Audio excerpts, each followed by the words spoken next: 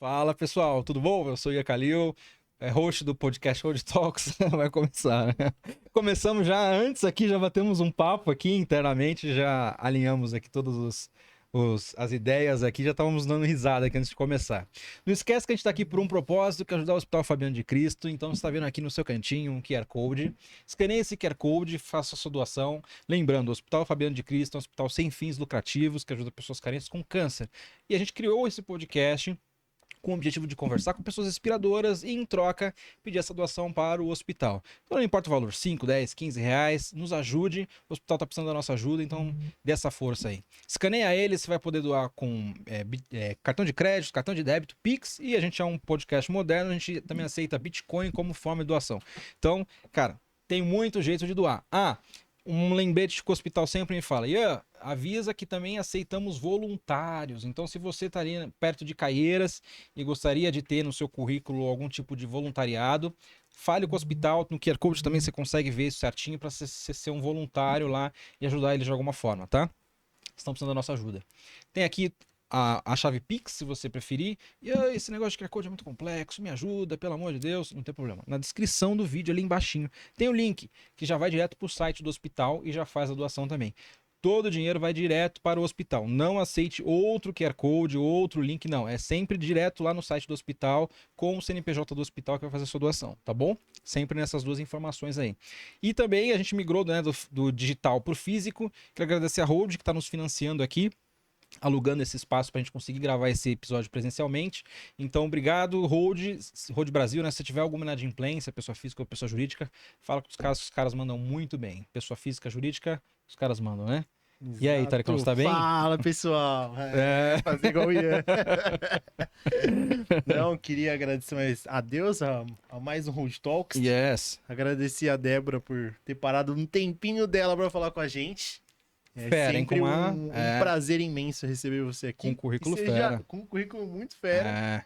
Seja muito bem-vinda. Bem-vinda, Débora. Tudo bom? Você tá bem? Eu estou ótima, né? Obrigada pelo convite. Eu acho que o propósito é mais nobre ainda. Yes. Por isso, assim, pessoal, não perca esse episódio. Ele tá Yes. incrível. Yes, Tá yes, incrível. Yes. Débora, você ficou muito famosa aí por ser finalista falam que é o Nobel da Educação, né? O Global Teacher Prize. Ó, falei do jeito certinho dessa vez. Como que foi isso, cara? Você se inscreveu, você correu atrás? Como que surgiu essa ideia de se inscrever para esse prêmio e como que foi ser uma das finalistas aí desse prêmio? E como que é? Indicação? É como isso, faz? conta Porque um não pouquinho. é um assunto tão importante que não tem a sua devida atenção, né? É verdade. Bom, eu primeiro preciso começar a contar um pouquinho do início, essa história, né? Eu sou professora da rede pública. Legal. E eu comecei um trabalho de robótica com sucata com os meus estudantes. Legal. São estudantes localizados em periferias aqui da cidade de São Paulo, na MF Almirante Ari Parreiras, que é uma escola que está centrada entre 4 grandes favelas. Os estudantes olhavam para essa disciplina de tecnologia muito desconectada da escola, muito sem propósito para aprender. Eu olhava aquele lugar apenas como um espaço, eu vou jogar. Uhum. E ali eu tentei, então, quando surgiu a sua oportunidade, abraçar ela e falar, puxa, dá para fazer um trabalho aqui de excelência, unindo tecnologia, mas unindo também uma tecnologia social, que é essa do conhecimento social e das áreas do conhecimento, para que a gente pudesse trazer um tema que era tão importante para a comunidade, que era combater o lixo e doenças como dengue e leptospirose. Caramba. E aí nasce, então, um trabalho de robótica com sucata. E no meio desse trajeto, eu sempre fui muito avessa a prêmios. Uhum. Mas eu tive um coordenador, professor Luiz, que ele pegou e me inscreveu no primeiro prêmio que a gente ganhou, que foi o prêmio de Direitos Humanos. Ele falou, Débora, se inscreve, é um prêmio bacana, eu acho que vai dar uma visibilidade legal para vocês, para as crianças. E eu falei, professor, não é minha praia, estou bem aqui com as crianças, a gente está fazendo, porque o trabalho consiste também em recolher lixo das ruas, depois a gente separa esse lixo, a gente fez uma parceria com ONGs, então separou o que a gente poderia usar, o que não poderia, começamos a pesar esse material e desse lixo a gente transformou esse lixo em diversos tipos de protótipos. Que legal. Então, primeiro, era muito da vontade que as crianças tinham de fazer, um carrinho, um avião, um robô. Depois a gente começou a pensar em soluções mesmo para a comunidade, um temporizador de energia, um sensor para movimentar uma cadeira de roda, uma inteligência artificial. Então a gente começou a desenvolver projetos pensando na comunidade e isso deu muito certo. E aí ele pegou, sem eu saber, acabou escrevendo o trabalho. Aham. E aí, né, fizeram a seleção e colocaram lá como uma das finalistas. Ele veio me contar. Eu falei, bom, já que você fez, eu preciso te pedir uma coisa. Eu só vou se as crianças puderem ir junto comigo. E aí ele ia alugar um ônibus e eu pelo menos levar 30 crianças, já que eu tinha mais de 1.000. Caramba. Nossa. Mas a gente levou as 30 crianças.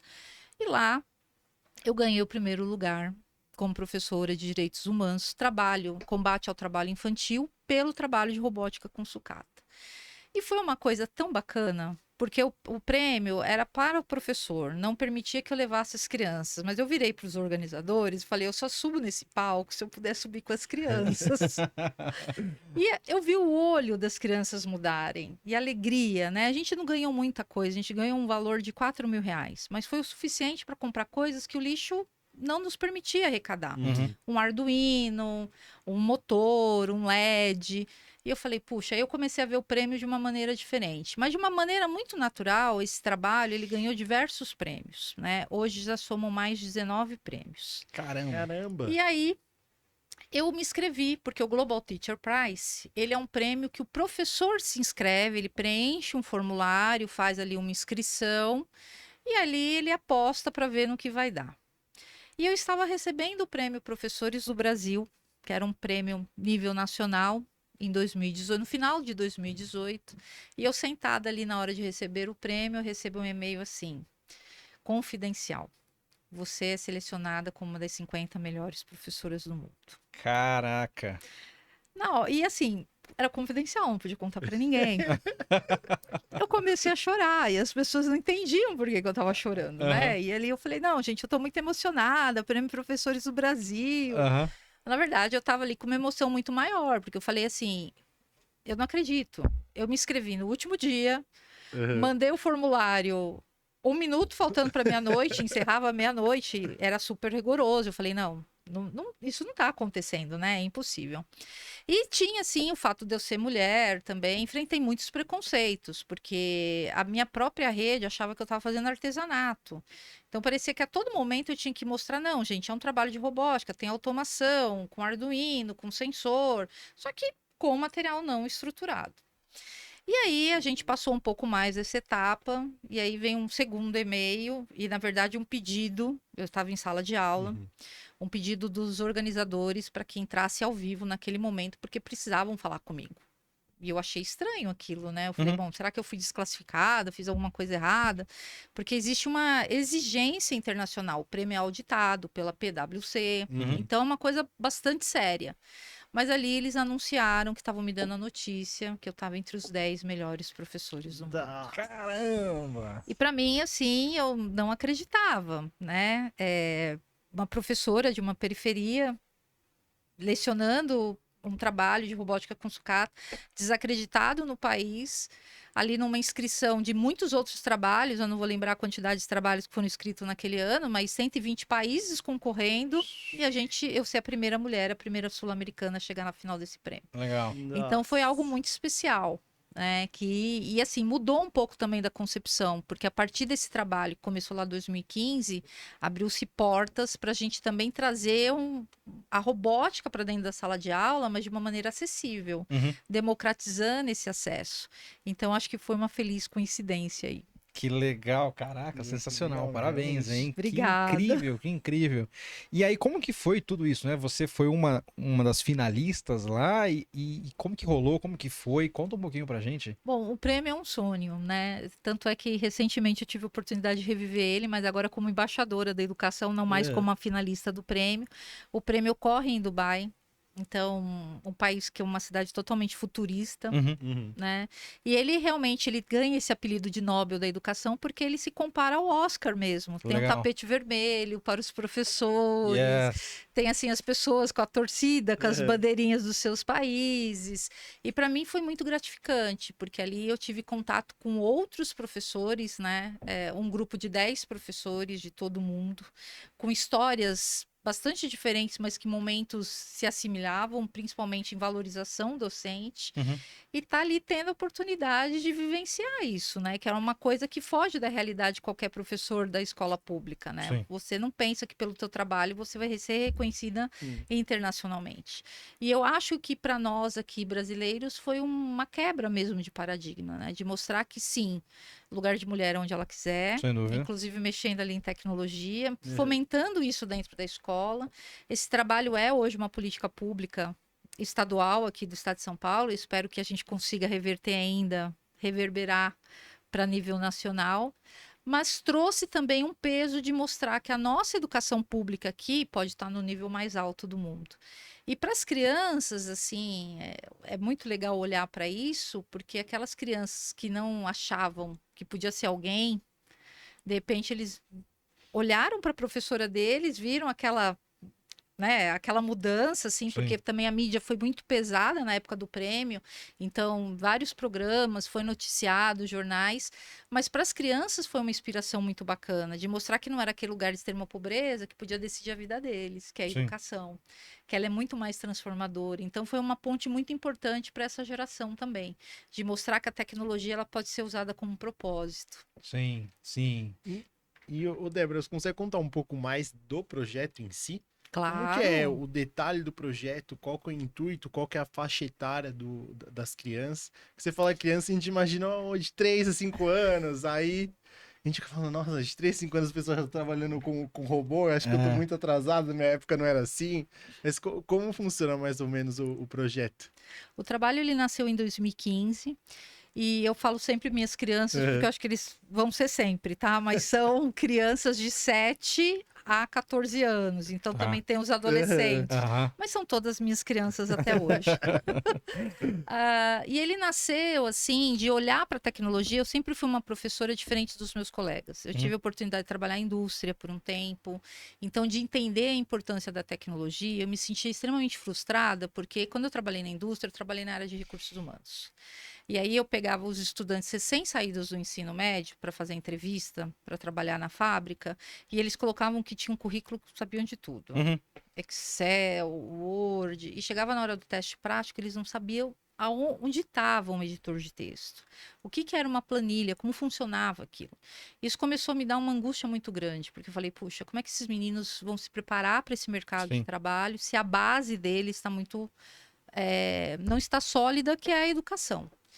Então, quando eu fui para essa escola, surgiu a vaga de eu ser uma professora de tecnologia. Mas veja, eu sou formada em humanas, Ah, legal. letras, Aham. Não em pedagogia, tecnologia. especialista em linguística aplicada, né? Sou mestre em linguística aplicada. Nada a ver. Aham.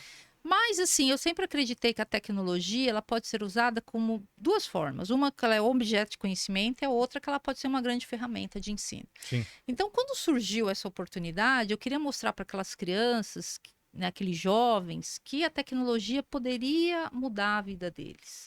E como é que eu pensei em fazer isso? Utilizando programação e robótica, que era uma coisa que eu tinha vivenciado na indústria, sabia da importância daquilo para o mercado de trabalho e das habilidades e competências do desenvolvimento desses estudantes.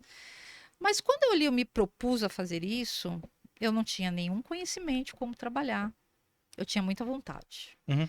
E eu fui referendada para trabalhar não com algumas turmas, como escola inteira, do primeiro ano ao nono ano. Caramba, legal. Então, 24 turmas, né? Diferentes ciclos de idade também. E ali o que eu fiz? Exerci uma escutativa com esses meninos e meninas, de ouvir como seria esse trabalho, de como a gente poderia potencializar esse aprendizado. Então, a escutativa fez toda a diferença, porque eles falavam assim no começo: peraí, professora, você vai tirar a gente da nossa única aula de tecnologia, eu posso mexer, interagir com o computador, pegar lixo na rua. Lixo é um problema mundial, não é um problema só aqui. E uma outra coisa que me doeu muito que eles falaram foi assim: professora, robótica. Robótica não é para um estudante de escola pública. Só os estudantes de escola privada têm direito a aprender robótica. Então, assim, não era só um trabalho de instituir o trabalho de robótica, né? de ensinar programação e robótica, mas era mostrar que eles poderiam ser pertencentes àquele ambiente. E através disso, eles poderiam conhecer diversas áreas do conhecimento, porque eles ainda também segregam, né? Hoje a educação é segregada em áreas do conhecimento. Língua portuguesa, matemática, geografia, história. E quando você aprende por projeto, fica muito mais prazeroso.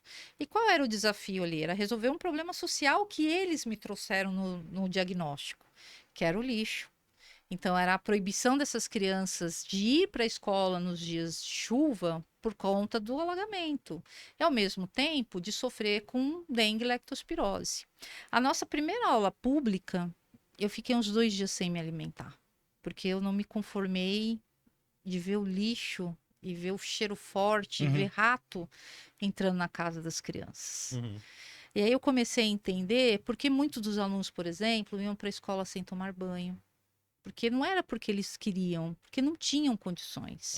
Era uma falta de saneamento básico, então de condições realmente subhumanas. E aí, como é que você ensina uma criança a aprender a ler, aprender a escrever, se essa criança está com fome? Se o problema social do lado de fora é muito maior. Então, a educação que eu propus para ela também precisava ser uma educação que fosse diferente. Por isso que eu falei, né? No primeiro momento, o primeiro projeto que a gente fez foi um carrinho movido a balão de ar. Mas vocês imaginem para aquelas crianças que tinham alegria no final do ano de ganhar um pacote de bolacha, uma bola de futebol, de repente fizeram um carrinho. Um carrinho. E que funcionava por causa da força do ar da bexiga. E que eles puderam levar embora para casa. Aí chegou no dia seguinte, a inspetora, dona Cleide, falou: Débora, não sei o que você fez com as crianças, mas elas estão lá do lado de fora, com tampinha, com rolinho, com bexiga, falando que quer ter aula com a professora da robótica. Eu falei, bom, acho que eu encontrei um caminho. Mas eu fui ter certeza desse caminho quando eu comecei uma aula para o 9º ano. Eu falei, hoje nós vamos fazer stop motion, nós vamos falar de animação. Eles falaram para mim, pode parar. Você fez o carrinho com todo mundo. Todo mundo saiu daqui com um carrinho. Chegam na nossa vez, você quer dessa aula de animação? Pode guardar isso. A gente quer fazer o carrinho. E eu falei, puxa, eu acho que eu encontrei um caminho. Então, o primeiro ponto foi aguçar e mostrar para esses meninos que eles tinham potencial de ser protagonistas dessa história. E a partir disso, foi uma evolução. Então, como aconteceu o projeto? Em aulas regulares, para todas as turmas do 1º ao 9º ano, com aulas públicas, sensibilização, indo para a comunidade, entender como é que se dava esse lixo, como é que chegava, né, dentro do córrego esse lixo. E a gente teve que percorrer outras comunidades também, com essa sensibilização. Depois, um trabalho de sensibilização mesmo, do que a gente poderia usar e do que a gente poderia empreender, tornar o trabalho autossustentável, para depois um exercício científico. Deles olharem assim, entenderem o que eles poderiam fazer com aquele lixo. Como é que a gente poderia ter uma mão na massa? Então, os projetos que nasceram dali são projetos muito potentes, potentes de acordo com a realidade. Eu nunca vou me esquecer um grupo de estudantes que criaram um temporizador de energia. E eu perguntei para eles, mas por que vocês criaram um temporizador de energia? Para que outras pessoas não sofram a realidade de ter suas casas queimadas, como foi a mim, de perder um irmão deficiente que não teve tempo hábil de sair da casa. Caramba. Então, quando a gente vê isso, um menino de 11, 12 anos, com essa sensibilização de querer construir algo que realmente impacta a comunidade, isso é muito mais forte. Sim. E aí você traz essas áreas do conhecimento para que eles possam trabalhar de maneira significativa. E o trabalho deu muito certo, porque em 3 anos e meio de projeto com esses estudantes, e o trabalho continua vivo até hoje dentro da comunidade, a gente teve reduções da evasão escolar. Então, a gente conseguiu um índice de reverter a evasão escolar em 93%. Caramba. Nós combatemos o trabalho infantil em 95%. Nossa. Esse era um ponto-chave para mim. Nós retiramos mais de 1 tonelada de lixo das ruas de São Paulo, transformados em diferentes protótipos. E nós saltamos de um IDEB de 4,2 para 5,2, que era a média do Brasil em 2019. O que é um IDEB? Eu não sei. O IDEB é o Índice de Desenvolvimento da Educação Básica.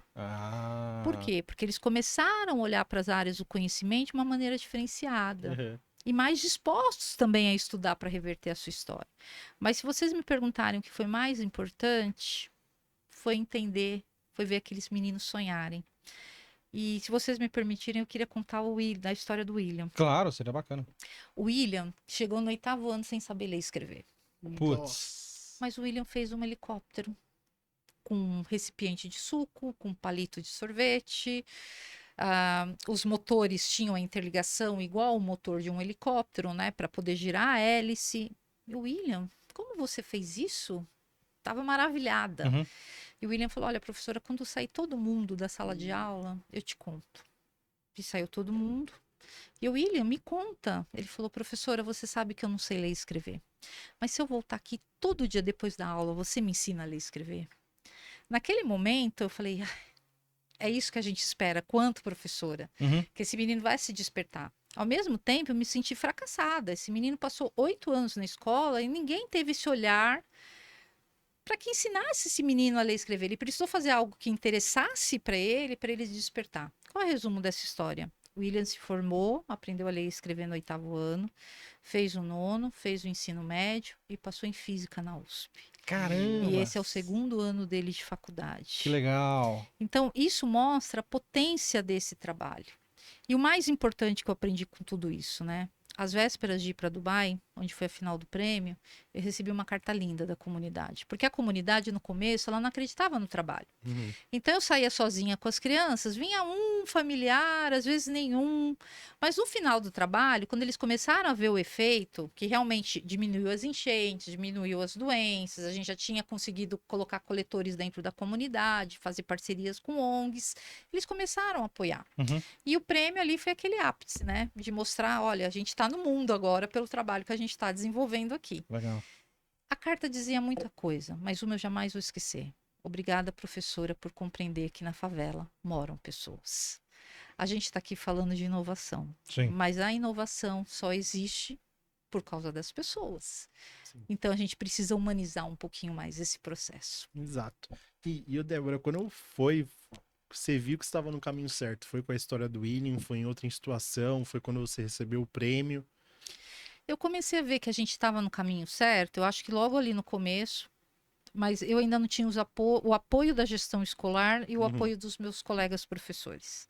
Eles falavam assim para mim: ah, é muito difícil fazer isso, não. Tirar a criança aqui da escola, sair com ela nas ruas. E a gestão, não por maldade, mas eu acho que por falta de conhecimento, olhava para mim e falava assim: nossa, eu nunca imaginei uma aula de tecnologia na rua. Permitindo que eles não mexessem com os computadores. Uhum. Então precisou de muita quebra de paradigma. Eu acho que eu encontrei ali que a gente estava no caminho certo, acho que quando os primeiros resultados começaram a surtir. E foi direto com as crianças em situação de trabalho infantil. Essas crianças realmente deixavam de ir para a escola para ficar em pontos comerciais, vendendo algum tipo de trabalho. E os pais dessas crianças, familiares dessas crianças, não tinham essa sensibilização. Então, quando o trabalho começou a mudar isso, e eles começaram a fazer, e aí os prêmios, de uma forma muito voluntária, começaram a chegar, eu entendi que eu estava no caminho certo. E era como transformar isso para outras escolas, né? Era como transformar isso numa política pública. Era de como fazer aquela experiência que deu certo, de replicar para tantos outros lugares. Bacana. E pra galera que tá nos assistindo, principalmente professores, assim, qual a dica que você dá para quem tá com essa ideia, com essa iniciativa e quer começar de alguma forma? Se permita aprender dentro do processo. Porque muitas vezes nós, professores, nós temos muito medo da tecnologia. Ah, isso não é para mim, eu não fui formado para isso. Aham. Eu não sou engenheiro, eu não sou engenheiro de computação, eu não entendo de programação. E, na verdade, a educação, ela não quer formar um engenheiro de computação, ela não quer que a criança domine código, mas ela quer que a criança entenda o que existe por detrás de um dado. Ela quer que a criança entenda por que quando a gente pesquisa alguma coisa no nosso celular, imediatamente aquilo está nas nossas redes sociais. Algoritmo, né? Então, é muito mais um raciocínio lógico do que um trabalho de programação. É claro, existe, mas de uma forma lúdica, de uma forma divertida. Eu diria que a gente precisa trabalhar a educação hoje para tirar os nossos estudantes como consumidores de tecnologia e colocá-los na posição de produtores dela. Sim. É, Sim. né? E aproveitando o gancho, Débora, quanto você acha quem está atrasado na questão de educação e tecnologia? Você acha que tem pensando nível global, você acha que a gente está num caminho certo para um avanço ou você acha que a gente está muito atrasado?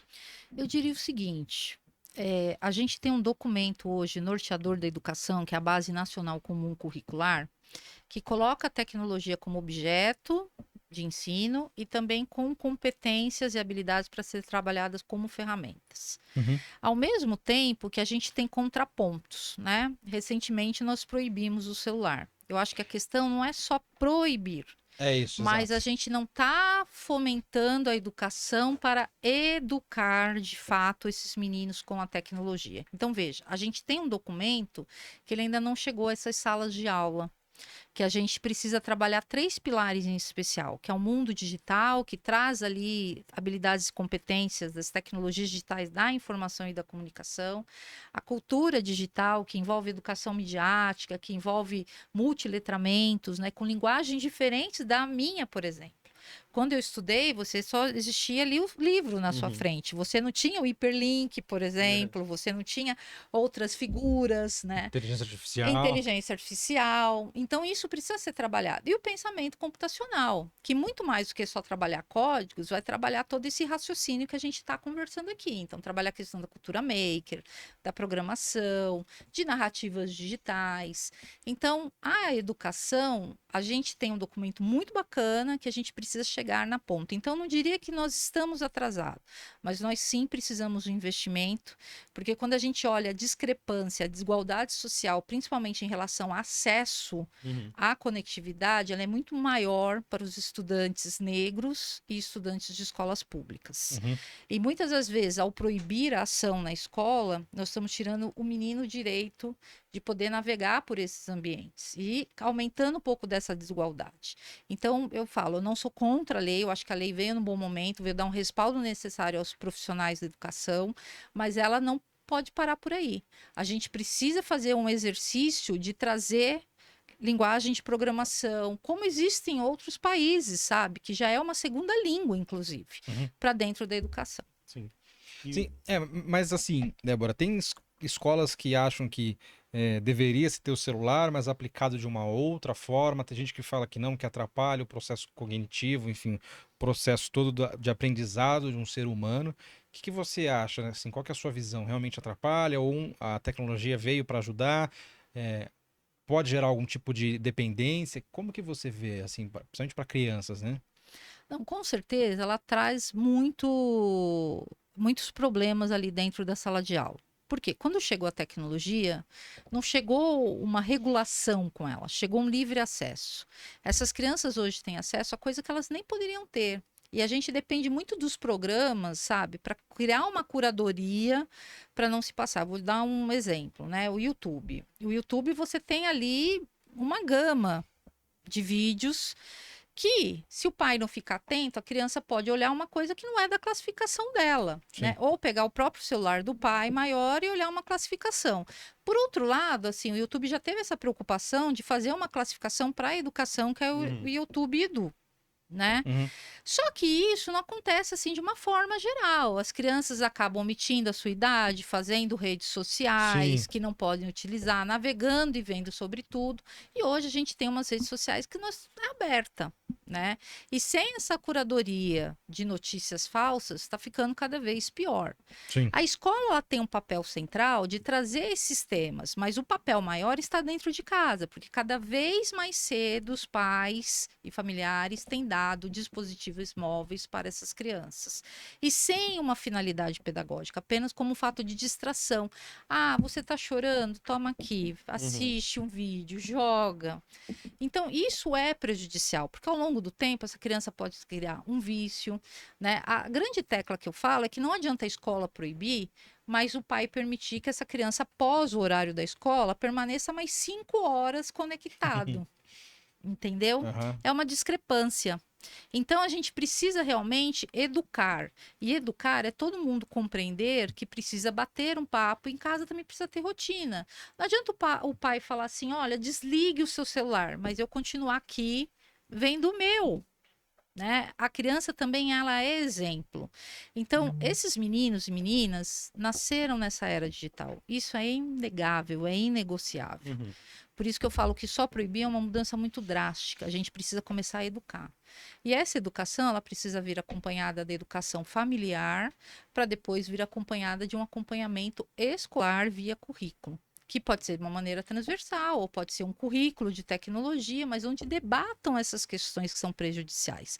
Agora, sem dúvida nenhuma, você ter uma sala com 35 estudantes, ao invés de eles estarem prestando atenção, eles estarem ali No olhando o celular. celular, é quase impossível você ter o domínio da sala. Por isso que eu falo, nesse sentido, a lei é muito bem-vinda, Uhum. para que haja essa reeducação. O professor tem total liberdade de usar o aparelho ou outro dispositivo qualquer de maneira intencional e pedagógica. Mas a gente acaba caindo em algumas coisas que precisam ser fomentadas como políticas públicas. Uma delas é formação docente. Como eu vou lidar se eu não tive essa formação, Sim. né? E sou de uma outra ainda geração. Então é muito complexo, né? Então a formação continuada, a formação inicial é essencial para que a gente também consiga avançar nesse quesito. Bacana. E o que que é essa cultura maker que você tanto fala, Débora? Vamos lá, a cultura maker, ela está muito relacionada, ela não é um método de ensino, ela é realmente uma cultura, ela é uma filosofia. Ela nasceu em garagens de todo mundo e deu pra gente grandes pessoas que todo mundo conhece aí, Bill Gates, Steve Jobs, É. né?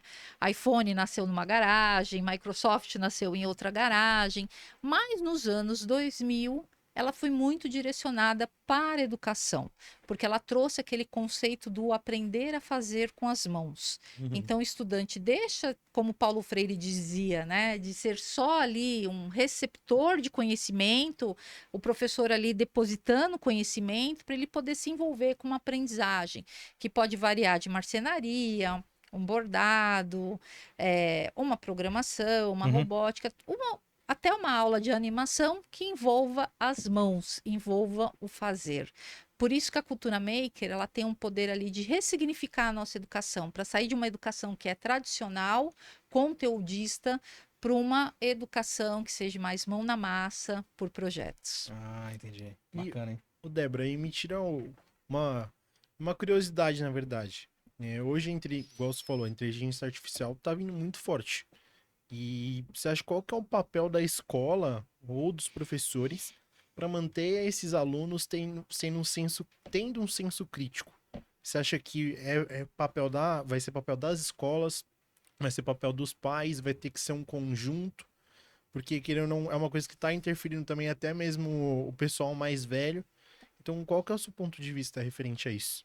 Bom, eu acredito muito que seja um conjunto. Eu acho que a educação em si ela vai ter um grande potencial para lidar com isso, com a inteligência artificial. Ainda muitos professores, hoje a gente ainda tem que olhar para a inteligência artificial com muito cuidado, principalmente porque ela não tem uma regulamentação ainda, e a gente não é exceção. Quando a gente olha aí, são pouquíssimos países ainda que construíram um pouco dessa regulamentação para a utilização. Mas na educação, ela tem um potencial muito grande que ela não pode ser desprezada.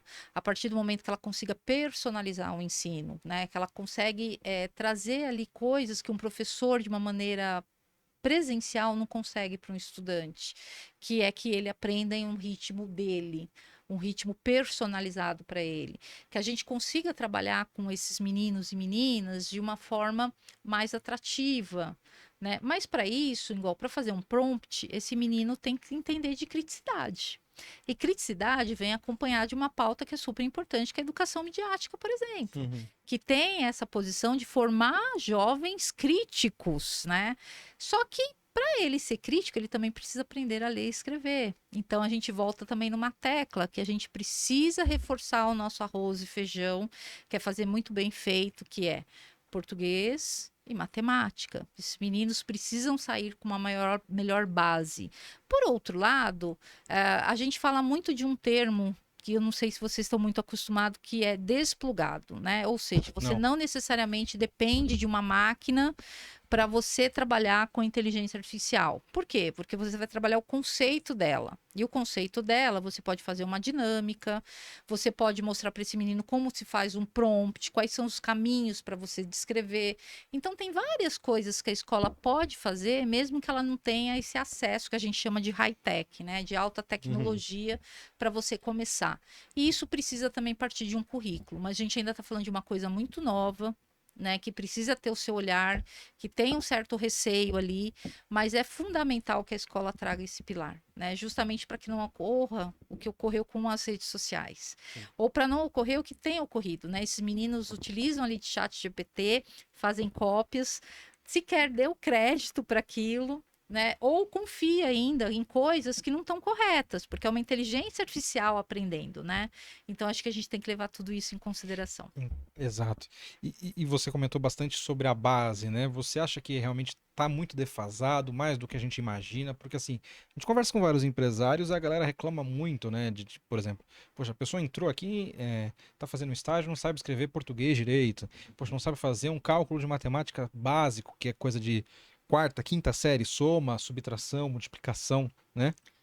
Qual que é a sua visão, sendo professor e estando desse lado, né? A gente tem ainda uma base que precisa ser melhorada. Eu acho que ela avançou muito. Quando a gente pensar na história da educação, a gente não pode esquecer que a escola, por muito tempo, foi para poucos. Com a democratização e a universalização do ensino, essa escola se tornou realmente para todos. O que a gente busca hoje é o que a gente chama de equidade. Tá. É a gente poder, então, trabalhar. E tem diversas realidades. Você tem realidades que tem escolas que têm estudantes totalmente em CAD único. O que é isso? Situação de extrema pobreza.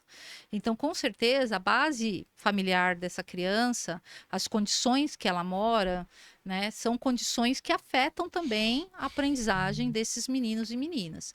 O que hoje a gente está fazendo são programas que são extremamente importantes, como alfabetização na idade certa, para que ela seja alfabetizada na idade certa, ou programas como a educação de jovens e adultos, que reforçam esse sentido. Mas quando a gente ainda olha para resultados, principalmente o PISA, né, que é a educação que ela é avaliada em todo mundo, a gente vê realmente dados alarmantes, principalmente para a língua portuguesa e matemática.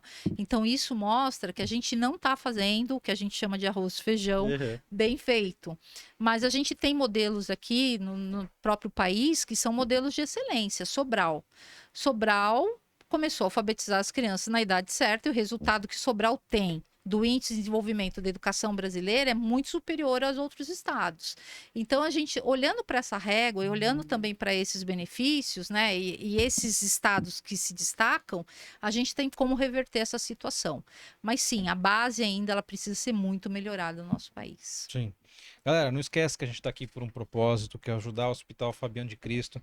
A Débora parou o tempinho dela para conversar aqui com a gente. Então, ó, tem o QR Code aqui, escaneie esse QR Code, faça sua doação, cartão de crédito, débito, Pix ou Bitcoin como forma de doação, não importa o valor, 5, 10, 15 reais.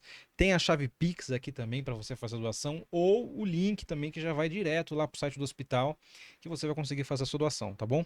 E eu tô sem grana, tô sem dinheiro, não consigo ajudar no momento, não tem problema, compartilha esse papo com os amigos, com a família, joga nos grupos de WhatsApp aí que você vai conseguir nos ajudar e muito, tá? Ah, um outro recado importante, se você está fazendo doação por cartão de crédito, lá vai ter uma chavezinha que você vai colocar assim, doar mensalmente. Então, poxa, coloca lá 10, 15 reais, não vai fazer falta, e ele já faz essa cobrança automática todo mês. Então já vai ajudar o hospital, vai conseguir fazer com que nos ajude muito e não vai te atrapalhar muito. Às vezes você vai esquecer de fazer no mês seguinte, vai conseguir nos ajudar, tá? E também agradecer a Hold Brasil, que está financiando a gente aqui. Obrigado. Hold, se você tem algum inadimplência, pessoa física ou pessoa jurídica, conversa com eles, que os caras são feras demais, tá bom? Inadimplência, cobrança, são com eles, né, Taricão? Exatamente.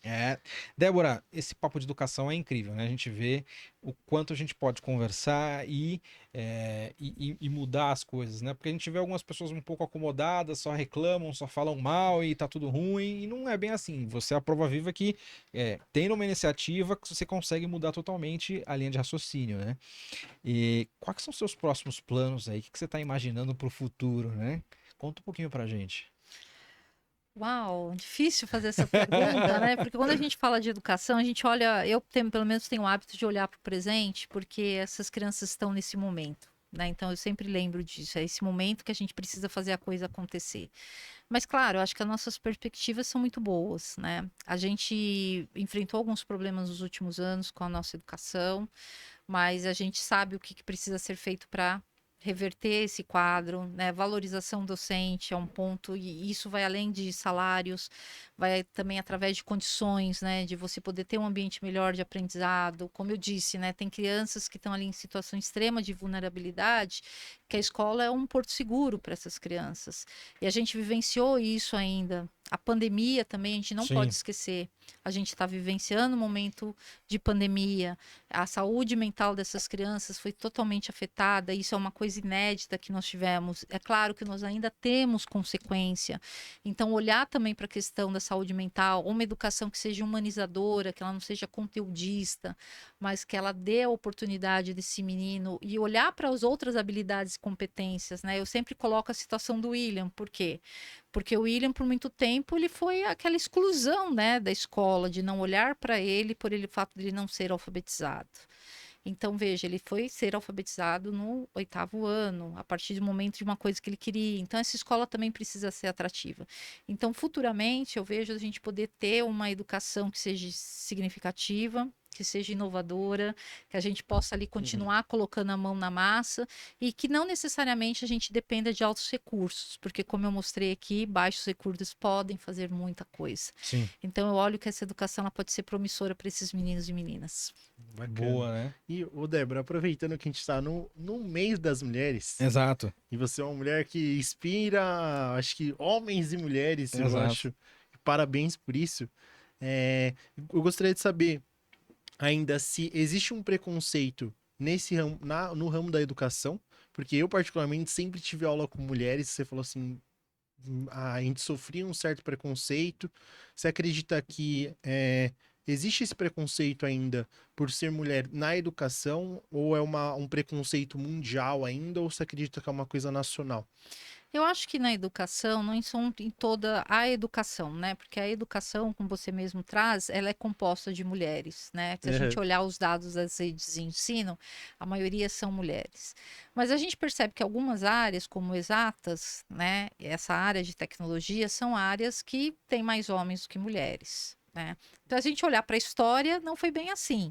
A primeira programadora que nós tivemos foi uma programadora mulher, Sim. a Ada, né? A gente não Isso. pode esquecer dessa história. Exato. Então, mas por algum momento ali na história, os homens assumiram um pouco dessa frente. O que a gente precisa realmente é ser reconhecida e valorizada como tanto. A gente ainda tem uma discrepância em termos salariais do que os homens ganham para o que as mulheres ganham. E eu acho que a gente precisa continuar lutando aí por essa questão de igualdade, né? E entender que a sala de aula, por muito tempo, ela também foi vista, né? Eu já ouvi muito isso, tá? Mas você só dá aula. E você acha só dar aula, né? Como se fosse ali. Não, gente, o professor ele estuda, o professor se prepara, Sim. tem uma série de planejamento, de avaliação. Então, acho que conhecer também melhor um pouco do que faz parte esse trabalho. E eu tô totalmente realizada, mas assim, eu quero que outras Déboras, né? Sim. E outras professoras mulheres se realizem como eu, que tenham a mesma oportunidade de viajar para fora, de conhecer outras realidades, de poder fazer esse intercâmbio e ser totalmente realizadas nas suas profissões. Sim. E indo um pouco nesse assunto, assim, você acha que tem algumas práticas ou crenças na educação que você acha que deveria ser esquecida ou abandonada de alguma forma? Você como educadora e estando na linha de frente, assim, como que você enxerga isso? Eu acho que isso a gente já está vivenciando de uma forma, né? Eu fui preparada e formada para exercer uma autoridade dentro da sala de aula. A minha docência em sala de aula me fez entender que a maior autoridade que eu posso exercer com o meu estudante é a igualdade perante ele. Eu não vou saber tudo, porque hoje existe a inteligência artificial, existe, né, enfim, a internet sabe muito mais do que eu. Sim. Mas eu estou ali para mediar esse conhecimento. Então, eu acho que o papel do professor também veio mudando aí com essas tecnologias, né? Antigamente a gente falava que o professor era o foco. da educação. Hoje a gente vê que o foco é o estudante e o professor ele é um mediador desse conhecimento. Então, acho que esse papel da educação está mudando. O que a gente precisa mudar são práticas. A gente ainda tem uma educação que é muito conteudista, muito expositiva, e que eu acho que a gente tem aí grandes oportunidades de trazer abordagem diferenciada, entre elas metodologias ativas, que visam tirar o menino da passividade, trazer para o centro do processo de aprendizagem, trabalhar com formas diferenciadas, né? Eu não preciso só expor o conteúdo, eu posso fazer ele participar do conteúdo. Então, por exemplo, dar uma aula que seja invertida, né? Onde ele aprenda um pouco mais desse ambiente, deixa aquele momento da sala de aula para um debate, uma discussão, aumentando-se a carga horária dele. Então, a gente fala aí que isso são abordagens ativas, né? Justamente. E junto com isso, o pacote, né? De trabalhar essa tecnologia que está posta aí em 3 pilares: mundo digital, cultura digital e pensamento computacional. Eu sou sempre uma otimista da educação. Yes. Então, eu vejo assim, hoje nós temos documentos que nós não tínhamos, porque é a primeira vez na história que a gente tem um documento que foi escrito a muitas mãos. Eu acho que isso é importante salientar, que é a Base Nacional Comum Curricular, e que teve muitas vozes envolvidas, e que é um documento que determina para os estudantes aqui do Sul, do Sudeste, do Norte, do Nordeste do nosso país, como eles têm que desenvolver, independente da escola ser pública ou privada. Então, isso é um grande avanço. O que falta ainda é a gente acreditar que, enquanto sociedade, a gente só vai ter a transformação se a gente investir em educação. Eu me lembro lá no prêmio, né, uma frase muito marcante para mim do Tony Blair. Uhum. Qualquer nação só desenvolve se investir em educação. E eu acho que essa é a receita que nós temos aqui no nosso país, né? Além da valorização docente, é o investimento em educação.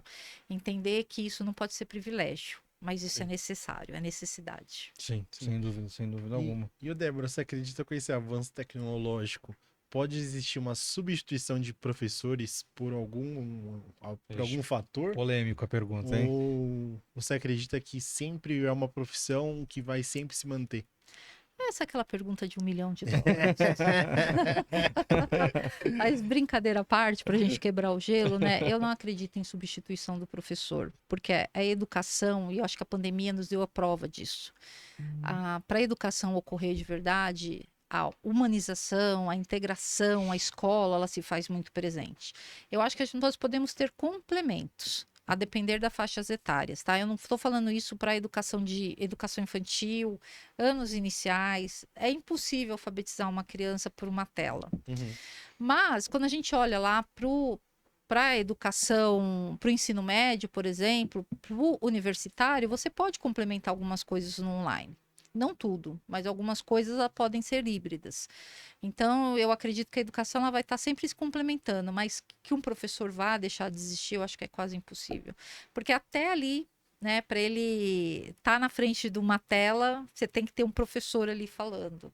Sim. Então, é quase impossível aí a gente ter a substituição desse profissional. Sim. Mas indo nessa linha de inteligência artificial, né? Você acredita que a gente, como humanidade, pode perder um pouco do senso crítico? Porque as pessoas estão agora acostumando a qualquer coisinha, eu ponho no chat GTP, eu ponho no chat, põe enfim, nas outras inteligências artificiais que tem por aí. Como que você, como professor, enxerga isso? Você acha que é um problema ou está sendo mais uma solução? O que você vê? Eu enxergo como um grande problema. Realmente e assim, principalmente nos jovens que não têm toda essa criticidade e coloca ali e acredita-se naquilo que está vendo, é um grande problema. Por isso que eu acho que trabalhar pilares como educação midiática, que traz essa questão do senso crítico, né? E não só do senso crítico, do pensamento ali crítico também relacionado a isso, é super importante. O que é essa educação midiática? Só para a gente... Educação midiática, são competências e habilidades relacionadas a esse mundo digital que a gente vive. Então, você poder analisar um fato, você poder compreender de onde saiu aqueles dados, né? Então, você poder trazer também uma fonte confiável. Isso é super importante, faz parte dessa educação midiática, mas ela vai trabalhar esse pensamento crítico. Né? Então, de como você não divulgar notícias falsas, né? De como você combater esse mundo que a gente está vivendo, como não ter ódios nas redes sociais, tudo isso faz parte dessa pauta que é super importante a gente trazer. E claro, sempre reforçar como funcionam essas coisas, né? Porque assim, não basta o estudante colocar lá no chat GPT. Se ele não souber perguntar de maneira correta, Isso, ele exato. não vai saber a resposta. Então, veja, aí a importância de você trazer essa educação formal. Sim, sem Tá. dúvida. E eu acho que eu tenho uma última perguntinha, Débora. Eu acho que é uma pergunta mais pessoal. Manda a última aí pra gente encerrar, Mas Taricão. o que inspira a Débora a fazer todas essas proatividades, essas atividades que mexem na vida de todo mundo? A Débora foi muito nova, picada pelo bichinho da educação. E a educação, ela me possibilitou a vivenciar coisas que eu jamais pensei que fosse vivenciar. Fazer viagens internacionais, ter contato com os outros professores, aprender a falar uma língua. Então, o que me motiva hoje é poder dar para as pessoas essa mesma oportunidade que eu tive. E isso me motiva muito. É olhar para aquelas crianças que têm aquele brilho no olhar, querendo aprender o mundo, e falar para ela: você pode ser o que você quiser a partir que você invista na sua educação. Então, o que me motiva todos os dias é isso: é poder saber o quanto a educação muda vidas, porque mudou a minha. Yes, galera. Bom, Débora, obrigado de coração. Parabéns pela sua trajetória, incrível. Precisamos de mais brasileiros como você, hein? Isso aí, Imagina, parabéns mesmo. obrigada. Esse é um especial Mês das Mulheres, né, Taricão? A gente vai lançar Exato. agora em março, então uma salva de palmas aí para todas as mulheres, né? Que uma história incrível de Exato. vida, né? E que todas as mulheres se inspiram Se na inspirem Débora. na Débora, né? Parabéns mesmo, de coração. Precisamos de mais pessoas como você, Débora. Obrigada. Nossa sociedade está implorando por isso, né? Eu que agradeço essa oportunidade de compartilhar um pouco da minha história e reforço também o pedido para vocês, né? Não deixe também de fazer essa ação social que é tão bonita, né? Em prol da saúde. Saúde e educação são dois pilares, assim, eu acho que memoráveis da nossa sociedade, que precisam ter esse olhar, né? Muito Sim. obrigada a vocês também pelo trabalho lindo de vocês. Yes. Obrigado, Galera, não esquece que a obrigado. gente está aqui para um propósito, que é ajudar o Hospital Fabiano de Cristo. Então faça a sua doação no cartão de crédito, débito, Pix. Tem um QR Code aqui, só você escanear ele e você vai conseguir fazer a sua doação. Tem também a chave Pix aqui na telinha ou o link da descrição. Lembrando, a gente está aceitando voluntários também, tá bom? Se você não puder doar de alguma forma, se nos ajude a ser um voluntário aí para o hospital, tá bom? Exato. O importante é ajudar. É importante ajudar, Então, sem no dúvida. caso, também compartilha, Isso. curte o Se inscreva no vídeo. canal, curta o vídeo e mande aí pro maior número de pessoas que você puder pra gente compartilhar esse papo e alcançar o maior número de pessoas, tá bom? Débora, mais uma vez, parabéns pela E sua trajetória. muitíssimo obrigado. Parabéns mesmo. E galera, valeu, fique com Deus. Até a próxima, viu? Valeu. Yes, parabéns. Ah.